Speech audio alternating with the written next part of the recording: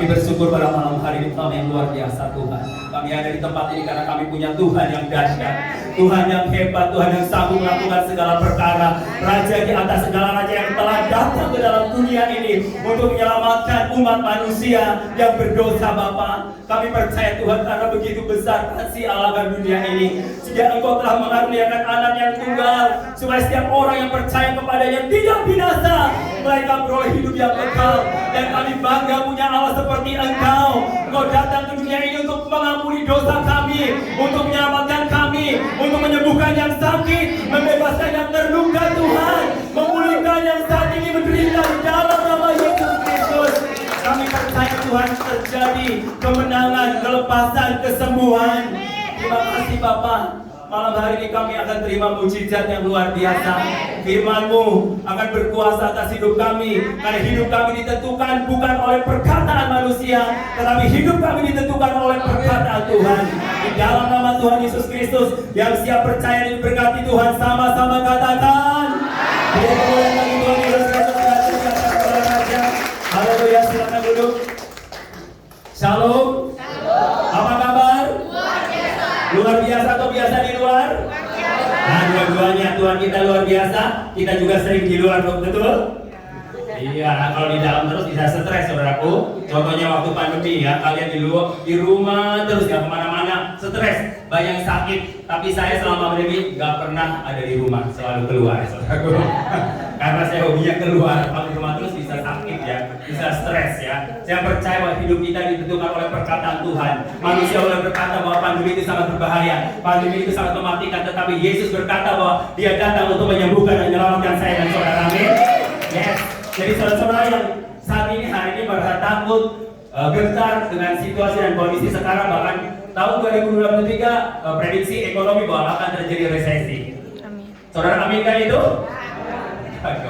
Tolak di dalam nama Tuhan Yesus tidak akan terjadi. Amen. Ya, mungkin orang-orang yang belum mengenal Tuhan mungkin terjadi, tapi buat kita, saya dan saudara tidak akan pernah terjadi. Amin. Karena kita punya Tuhan dasar bahwa Dia adalah gembala kita yang ajaib. Yang gembala kita selalu menuntun kita ke jalan yang benar, memberikan kita di padang yang berumput hijau. Dan Dia tidak akan pernah menyesatkan kita. Ada Dia datang ke dalam dunia ini untuk menjadi terang buat kita, dan sumber segala berkat, sumber segala terang. Dan terang, kalau ketika kita bersatu dengan Dia, terang kita akan terus menyala.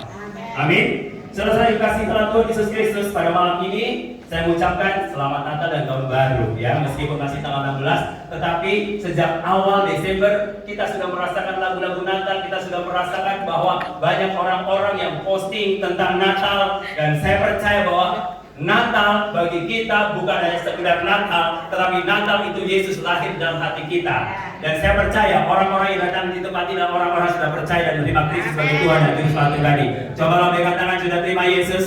Dan jaminannya apa saudaraku? Sudah jaminannya apa? Jaminannya pengharapan dalam Yesus. Setiap orang yang percaya pasti dijamin keselamatannya. Amin. Ya, karena begitu besar kasih Allah ke dunia ini, sehingga Dia mengaruniakan anak yang tunggal supaya setiap orang yang percaya kepada Dia tidak binasa melainkan beroleh hidup yang kekal. Itu adalah jaminan kepastian, bukan semoga, bukan mudah-mudahan, tapi ya dan amin. Kalau perkataan manusia atau para ahli ekonomi atau ahli lucu, mungkin itu kemungkinan, prediksi, penafsiran. Tetapi kata Alkitab itu ya dan amin. Makanya saudaraku, kalau saudara stres, saudara pusing, saudaraku gak usah cari kemana-mana. Ini disinilah sumber semuanya. Amin. Amin. Ya, kadang-kadang kalau kita nggak punya uang, stres nggak? Jujur lah, bohong kalau nggak stres ya. Pasti deg-degan, aduh cicilannya banyak ya kan? Nggak ada uang sambil jalan, aduh dalam nama Yesus, kapan uang itu datang ya? Pasti stres saudaraku. Memang uang bukan segala-galanya, tapi semua kegiatan butuh uang, betul? Saudara datang ke sini butuh uang nggak? Butuh. Ya perlu beli bensin ya kan? Betul nggak? Saudara beli baju pasti butuh uang ya. Memang segalanya butuh uang, tapi uang bukan segala-galanya. Karena cinta akan uang itu akar daripada segala kejahatan. Karena orang cinta uang bisa membunuh loh. Betul loh ya. Baru-baru sering kita melihat berita bahwa ada anak membunuh orang tua karena rebutan warisan. Makanya saudara, orang tua jangan warisin harta deh, biar nggak jadi rebutan, warisin iman dan takut akan Tuhan, pasti hidupnya diberkati. Amin. Haleluya.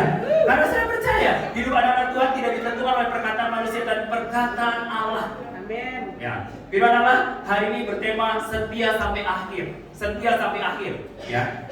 Setia sampai akhir. Arti setia itu berarti konsisten dan tidak pernah bisa diganggu-gugat. Meskipun ada masalah, ada persoalan, ada sakit penyakit atau tantangan atau duka cita, dan itu tidak mempengaruhi kehidupan saya dan saudara di hadapan Tuhan. Karena setia itu tidak bisa lekang oleh panas dan tidak bisa rapuh oleh hujan. Kalau kayu boleh rapuh oleh hujan atau lekang oleh panas, tetapi iman kita kepada Yesus Kristus tidak akan rapuh oleh hujan dan tidak akan lekang oleh panas. Kenapa, saudaraku? Karena iman di dalam Yesus Kristus adalah konsisten. Katakan kita konsisten. Jadi dia tidak dipengaruhi oleh situasi dan kondisi. Ada bencana alam, ada resesi, ada sakit penyakit, ada masalah yang besar. Kita tetap percaya punya Tuhan di atas segala-galanya. Alkitab berkata bahwa segala perkara dapat kutanggung di dalam Dia yang memberikan kekuatan kepadamu. Jadi kalau saudara punya kelemahan atau punya kesedihan, ada Tuhan yang sanggup memberikan jalan keluar. Karena pencobaan-pencobaan yang saudara alami adalah pencobaan biasa. Tapi kenapa saudara kalau dicobai, sepertinya pencobaan itu luar biasa? Siapa yang berkata pencobaan itu luar biasa? Angkat tanganmu. Pencobaan itu biasa saja. Katakan bilang, pencobaan itu biasa saja. Tapi Tuhan Yesus itu luar biasa. Katakan kita. Itu bedanya, saudaraku, bahwa pencobaan itu biasa-biasa saja, tapi Yesus Kristus itu luar biasa. Kalau kita sudah yakin bahwa pencobaan biasa, ketika ada pencobaan kita harus kuat. Amin. Kenapa kita bisa kuat? Karena kita setia, punya iman yang konsisten di hadapan Tuhan. Alkitab berkata, berdirilah teguh dan jangan tergoyahkan. Berdirilah teguh. Ketika kita berdiri teguh, itu nggak bisa diganggu-gugat oleh siapapun. Iblis pun tidak akan bisa mengganggu-gugat kita. Iblis berusaha untuk menjatuhkan kita, menghancurkan hidup kita. Maka kita akan tetap berdiri teguh. Kenapa? Alkitab berkata begini, bahwa pencuri datang untuk mencuri dan membunuh dan membinasakan. Tetapi Yesus datang untuk apa? Untuk apa? Memberikan hidup yang berkelimpahan. Arti berkelimpahan apa? Bukan hanya secara jasmani saja, berkelimpahan secara kesehatan, ya, psikis, ya. Psikis berarti jiwa kita akan terganggu, ya kan? Kalau jiwa kita terganggu, pasti sedikit-sedikit sakit hati, sedikit-sedikit marah, ya kan? Sedikit stres, ya, bingung, saudaraku. Padahal, saudaraku, Alkitab berkata, mari datang kepadaku semua yang letih dan berbeban berat, aku akan berikan kelegaan kepadamu. Tuhan udah kasih tahu, tapi kita suka gabung. Ya, betul nggak? Padahal Tuhan udah kasih tahu semua yang saudara alami sudah ada di dalam Alkitab.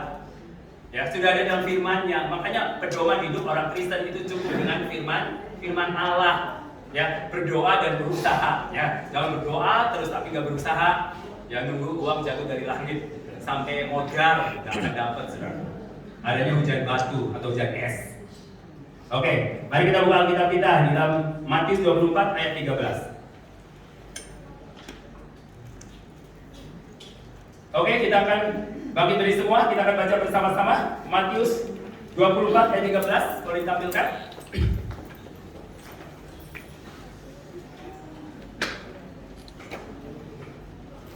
Ya, Matius 24 ayat 13, 2, 3. Tetapi orang yang bertahan sampai pada kesudahannya akan selamat. Silakan dulu. Ya, tetapi orang yang bertahan sampai kesudahannya akan selamat. Saudaraku, bertahan sampai kesudahannya. Arti bertahan apa? Bertahan misalkan kita sambil berdiri, ya. Michael, atau siapa yang maju ke depan? Michael yang berdiri, ya. Ini yang langsing, kalau dilihat dari sedotan. Oke, sama-sama. Oke ya. Nah, bertahan. Ya, bertahan. Aku tendang. Aduh, nggak jatuh dia. Tetap bertahan. Tuh, tetap bertahan. Kenapa tetap bertahan? Karena dia kuat. Kuat badannya. Nah, saudaraku, saya kata begini, ini ilustrasi begini. Ya, ini kalau badan besar buat tendang, dia nggak akan rubuh karena kuat. Dia mungkin makannya banyak, makanya kuat. Ya. Nah, saudaraku, agar iman kita kuat dan bertahan dalam pencobaan, harus kita banyak makan. Makan apa dulu? Kalau makan banyak banyak makan nasi, makan daging bisa kolesterol, saudaraku, banyak sumber penyakit, ya kan? Jasmani ya secukupnya, rohani jangan sampai nggak cukup.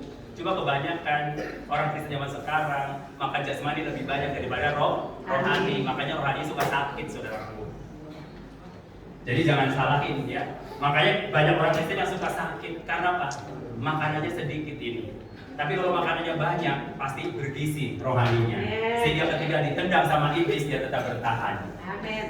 Ya. Tadi saya tendang dia tetap bertahan karena dia kuat makannya secara fisik ya. Tapi secara rohani juga kamu kuat ketika iblis tendang kamu. Oke? Silakan dulu Michael, terima kasih. Tuhan Yesus memberkati.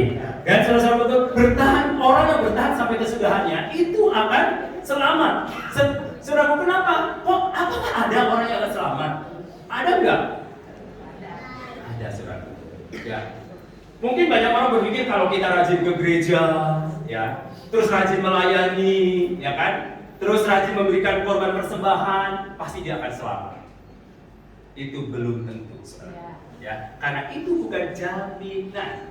Itu hanyalah tambahan setelah kita percaya kepada Tuhan Yesus Kristus. Dan saya mau katakan bahwa jaminan keselamatan yaitu ketika kita percaya kepada Yesus Kristus. Ketika kita melayani, ketika kita mungkin memberi persembahan atau kita berkorban, segala hal itu adalah tambahan. Itu nanti kita akan mendapatkan mahkota ketika kita berada di tahta pengadilan Kristus dan kita diadili oleh Kristus, dan pengadilannya bukan untuk masuk neraka atau masuk surga, tetapi saudara sudah berada di tahta pengadilan Kristus, berarti sudah berada di surga. Pengadilannya untuk apa, saudara? Pengadilannya hanya untuk terima mahkota. Yaitu orang yang terima mahkota itu orang yang mana? Yang menang dalam perjuangan iman, dan dia setia sampai akhir dan imannya tidak tergoyahkan. Alkitab berkata Matius 7:21, bukan setiap orang yang berseru kepada Tuhan yang akan masuk dalam kerajaan Allah, tetapi orang yang mau melakukan kehendak Bapa. Jadi saya mau katakan bahwa saudara berteriak-teriak tentang Yesus Kristus, saudara mungkin waktu pujian angkat tangan atau terguling-guling atau mungkin praise and worship secara dahsyat, saudaraku, itu tidak menjadi jaminan bahwa engkau itu diselamatkan, saudaraku. Ingat ya, yang diselamatkan adalah orang yang melakukan kehendak Bapa. Jadi kenapa? Di dalam Matius 7:21 dan selanjutnya itu dijelaskan tentang apa? Tentang orang-orang yang bangga dengan melakukan mukjizat, bernubuat, berbahasa roh, terus melakukan banyak karunia-karunia. Ingat saudaraku bahwa karunia-karunia yang Tuhan berikan itu adalah bonus ya. Kita dapatkan itu adalah bonus, tetapi hakiki adalah keselamatan hidup kita. Karena jangan sampai ketika kita sudah melakukan mukjizat, kita sudah menyembuhkan orang sakit, kita sudah berbahasa roh, tetapi kita sendiri tidak dikenal oleh Tuhan karena tidak melakukan kehendak Bapa. Kehendak Bapa itu apa? Kehendak Bapa itu adalah kasih. Kehendak Bapa itu adalah kasih. God is love. Allah itu kasih. Kehendak Bapa itu kasih. Kasih itu dipraktekkan kepada siapa? Kepada sesama kita. Makanya ada namanya kayu salib. Salib itu ketika berdiri ke atas itu vertikal, hubungannya dengan Tuhan. Dan ketika melintang itu adalah hubungannya dengan sesama atau horizontal. Saudaraku, jadi salib itu sangat-sangat sempurna. Lambang salib itu sangat sempurna. Jadi saudara kalau pakai salib masih bermusuhan dengan teman-temanmu atau tetanggamu, suamimu atau istrimu, saudaraku, buang itu salibnya. Karena berarti saudara nggak ngerti tentang apa arti salib. Salib, ingat, salib itu lambang damai. Berarti kita damai di bumi dan damai di surga. Dan bullshit, saudara berkata, aku mencintai Tuhan sepenuhnya, tetapi engkau bermusuhan dengan teman-temanmu, saudaramu atau tetanggamu atau keluargamu. Ya, saudara, kasihan deh lo. Kenapa? Karena engkau tidak akan mendapat bagian dalam kerajaan surga. Kenapa? Karena Alkitab berkata, bukan setiap orang yang berseru kepada Tuhan. Maka orang melakukan kehendak Bapa. Artinya begini, supaya kita diingatkan bahwa kita kekristenan kita bukan kekristenan ahli Farisi atau ahli Taurat yang tahu semua Alkitab, hafal firman, tetapi dia tidak melakukannya. Buat apa kita hafal dari Kejadian sampai Wahyu, tetapi kita tidak melakukannya? Lebih baik mungkin kita tahu beberapa ayat Alkitab, nggak sepenuhnya hafal, tetapi kita melakukannya. Itu jauh lebih dahsyat, saudaraku. Daripada tahu kita Kejadian sampai Wahyu, tetapi kok tidak melakukannya, itu semuanya kosong, semuanya sia-sia. Ya, karena kekristenan kita itu akan menjadi apa? Kekristenan ahli Farisi atau ahli Taurat. Tahu ahli Farisi atau Taurat? Ahli Farisi itu adalah orang-orang atau ahli Taurat yang tahu semua kebenaran firman, tahu firman, hafal firman, tetapi dia tidak mau melakukan firman. Jangan sampai di antara kita, saya dan saudara termasuk orang-orang atau ahli Taurat atau ahli orang Farisi. Karena kehendak Bapa itu kasih itu harus dipraktekkan, jangan cuma diucapkan. Ya, orang yang setia sampai akhir itu bertahan dalam apa? Pencobaan, bertahan dalam ujian iman, bertahan dalam segala sesuatu ketika kita sulit. Karena Tuhan tidak pernah berjanji bahwa langit itu selalu biru, jalan itu selalu rata, tetapi Tuhan berjanji akan memberikan kekuatan dan menyertai ketika engkau dalam persoalan. Ingat itu, karena saudaraku, ketika kita ikut Tuhan berarti kita berjalan mulus, tidak ada persoalan. Bukan saudaraku, salah besar saudaraku. Itu adalah sebuah teologi pemakmuran yang selalu memberikan ini. Kalau kamu ikut Tuhan, kamu akan jadi kaya raya, kamu akan diberkati. Ketika kamu susah, tiba-tiba dijudge bahwa kamu berdosa, kamu nggak cinta Tuhan, maka kamu selalu bangkrut atau susah, kamu karena tidak dekat dengan Tuhan. Itu salah besar saudaraku, karena yang berhak menghakimi saya dan saudara hanya Tuhan Yesus Kristus. Ingat, kita nggak berhak untuk menghakimi. Biarkan saja orang-orang melakukan ini dan itu bukan hak kita untuk menghakimi. Kalau kita melihat teman kita berbuat salah, kita ingatkan atau kita tegur. Saudara, kalau dia nggak mau itu ya sudah, biarkan saja. Emang gua pikirin, ngapain kita pusing-pusing ngurusin dianya nggak mau diurusin? Iya. Betul nggak? Iya, saudaraku. Makanya hidup itu simpel, kenapa harus bikin rumit? Yesus itu juga datang ke dalam dunia itu sangat simpel kan? Dia datang dengan penuh kesederhanaan, dia lahir sebagai manusia di mana? Bukan di hotel bintang 5 atau bintang 7, bukan saudaraku, bahkan bintang 1000 bintang. Dia di hotel mana? Di kandang domba yang sangat sederhana. Kenapa dia ambil itu? Dia bisa saja lahir di istana, tapi dia ambil itu. Kenapa? Dia ingin menunjukkan bahwa Yesus datang itu bukan hanya untuk orang yang kaya, tapi Yesus datang juga dari golongan bawah sampai golongan yang tinggi. Makanya saudaraku, bahwa ketika Yesus lahir dan yang diberitahukan beberapa golongannya, ada satu golongan para gembala, terus orang Majus, ya. Nah, jadi ada golongan yang hebat dan ada golongan yang biasa-biasa sederhana.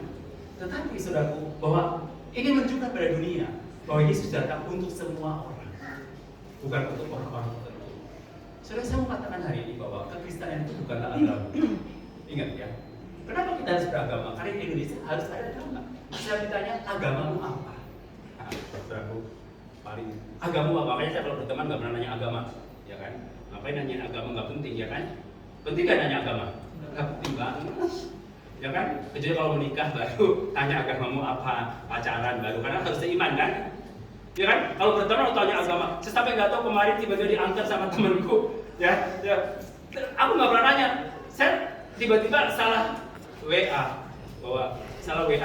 kata-kata tentang Yesus, sorry banget, padahal mau WA ke teman aku yang Kristen, nggak tahunya teman aku itu belum Kristen, saya kaget, padahal aku udah kenal lama, tapi nggak tahu agamanya apa. Saudaraku, karena buat saya nggak penting untuk tanya agama, yang penting Kristus itu hidup dalam hidup kita, nanti juga dia akan baca, saudaraku. Betul?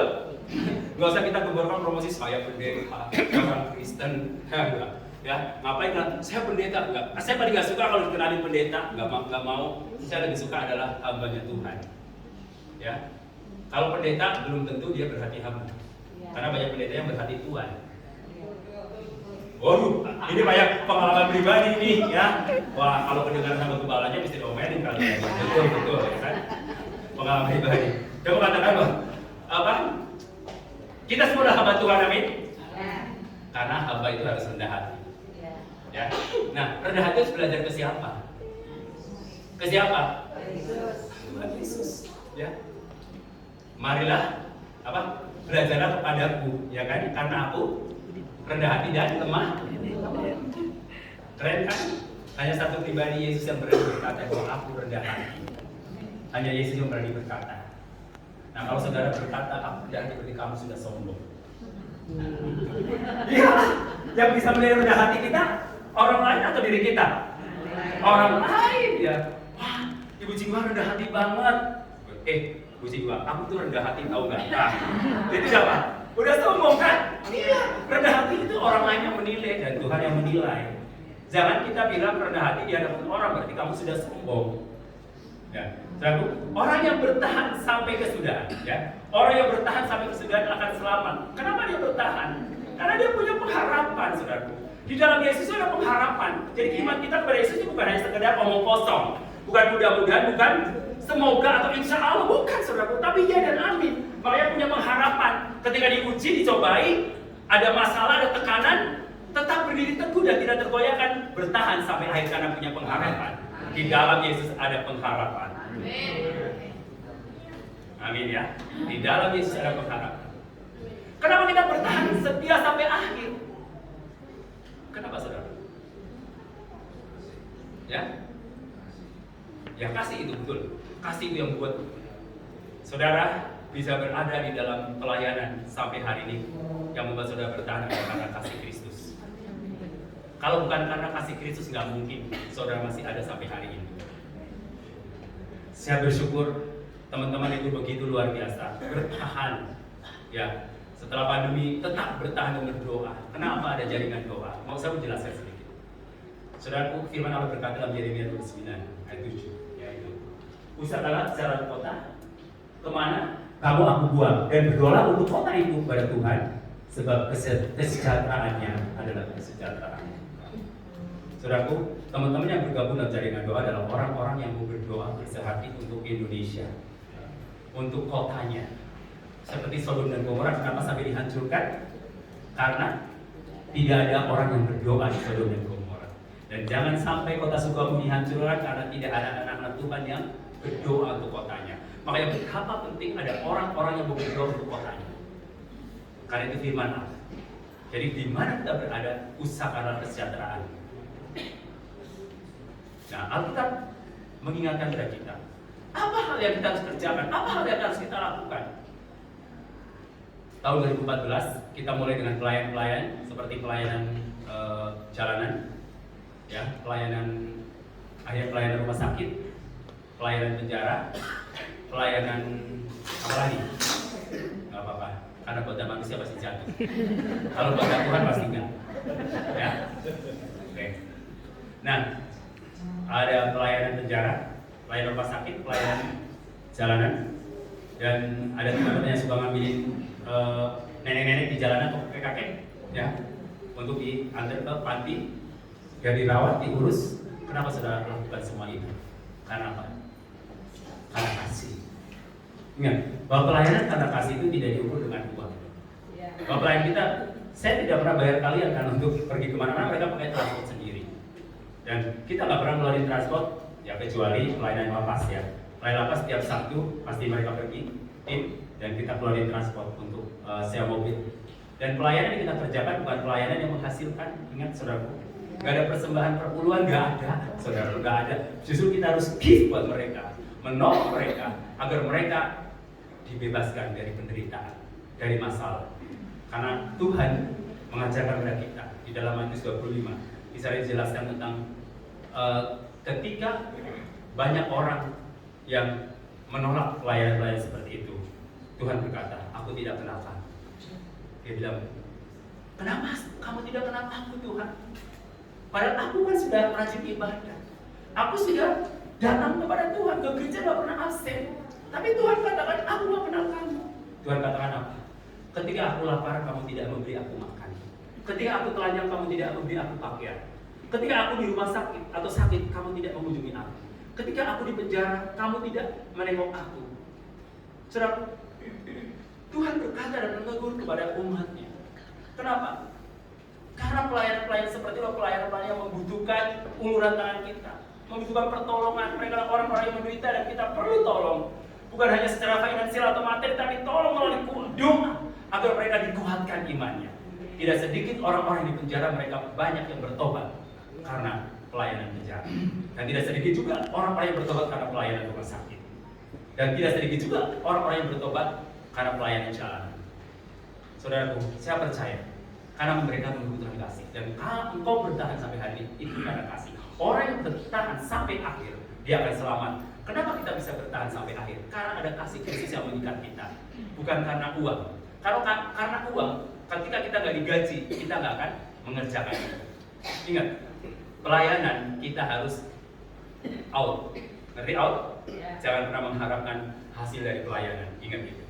Pelayanan out berarti kita keluar, ya kan? Tapi kalau bisnis in, betul nggak? Itu harus beda ya. Jadi kalau saudara pelayanan, jangan mengharapkan, nanti ada uang nggak ya? Nah, salah banget. Udah, motivasinya uang ketika dikasih, cemberut lah pulang. Udah capek, udah duit lagi. Ya kan? Udahlah, nilainya nol semuanya. Ya, Tuhan. Kalau bisnis, in. Ingat ya, in, out. Pelayanan, out. Ingat, bisnis, in. Nah, harus keren ya. Iyalah, kita udah in, kita salur out. Betul? Kalau kita in terus, lama-lama kembung kita perutnya. Makanya perlu ada pembuangan. Ya. Haleluya. Oh, itu mau khusus orang kaya. Yang buang orang kaya, saudaraku. Orang yang punya hati. Yang hati seperti hati Tuhan. Saya percaya, karena kasih kita bisa bertahan sampai hari ini begitu Tuhan. Diterpa pandemi kurang lebih 3 tahun, kita tetap berdiri atas kota ini. Kita tetap berdiri. Memang Natal hari ini adalah Natal yang kita bersama dengan sahabat kita. Ya, ada Pak Agus dan Ibu Yuli, ada Saudara Dini, ada kekasih kita Laura Petra, yang sudah meninggalkan kita. Mereka saat ini mereka udah bersama-sama di Taman Firdaus. Mungkin saling ketemu, mereka bikin press and worship di sana, saya tidak tahu. Ya, tapi mereka sudah sukacita, karena sudah terbebas dari sakit penyakit, sudah terbebas dari hutang piutang, sudah bebas dari tagihan listrik, sudah bebas dari tagihan bank, saudara. Betul? Sudah terbebas dari hal-hal yang menderita. Di sanalah sukacita. Siapa yang cepat mau kepengen masuk surga, angkat tangan? Ya harus cepat mati.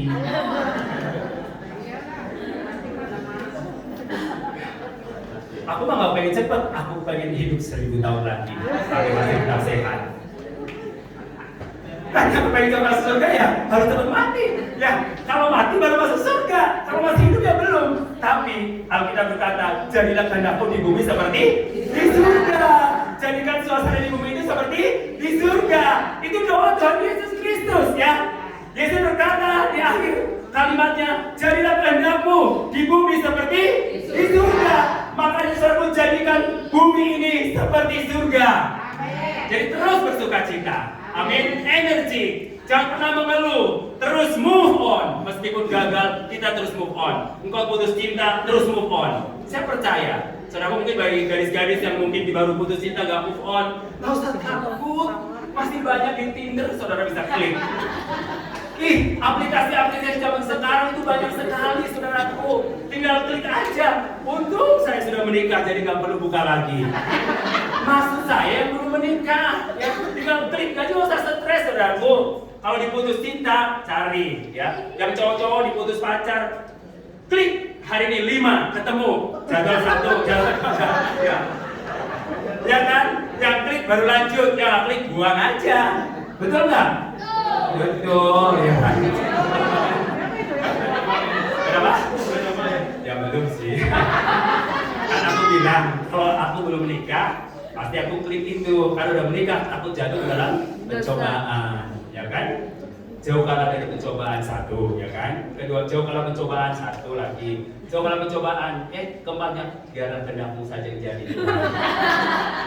Bahaya gitu, ya.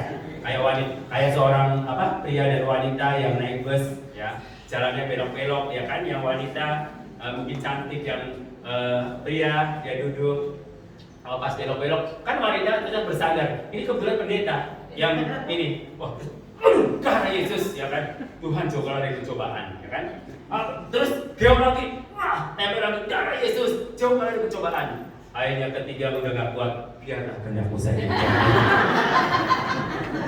Ya, jadi jauh kalah dari pencobaan. Ya makanya saudaraku, kenapa pada waktu Yusuf digoda oleh tante Potifar, ingat, ya kan? Yang dilakukan oleh Yusuf, diam atau lari? Lari. Kalau diam Yusuf jatuh nggak? Jatuh. Nggak ada yang bisa bertahan dalam dosa itu. Nggak ada manusia di dunia ini. Makanya jalan satu-satunya harus lari, saudaraku. Ya, ingat harus lari. Ya? Michael itu pengalaman. Oke, saudaraku, ada kasih yang memotivasi kita. Rasul Paulus bisa bertahan karena ada kasih. Dia ditampar berkali-kali dalam pelayanan. Kapalnya kandas. Terus pernah kelaparan dia. dia tetap melayani Tuhan, memberitakan Injil. Kenapa? Karena ada kasih Kristus. Kasih itulah yang membuat kita terus menyala-nyala dalam segala hal. Amin. Karena kasih Kristus. Kasih itu abadi. Iman, pengharapan, kasih. Dari ketiga hal yang paling besar apa? Terus pegang kasih Kristus itu sebagai ikatan. Baik dalam keluarga, dalam pernikahan, dalam saudara menjalin hubungan dengan pacarmu, kekasihmu, ataupun dengan keluargamu, dengan teman-temanmu. Dan kasih itu akan memperkuat. Dan dalam bisnismu juga, kalau kita terus pegang kasih, maka kita akan terus selamanya dan tidak akan pernah berkesudahan. Haleluya. Tetaplah setia sampai kesudahan zaman. Haleluya. Mari kita bangkit berdiri. Kita percaya. Kini aku percaya. Saya mendeklarasikan. Terima kasih. Terima kasih.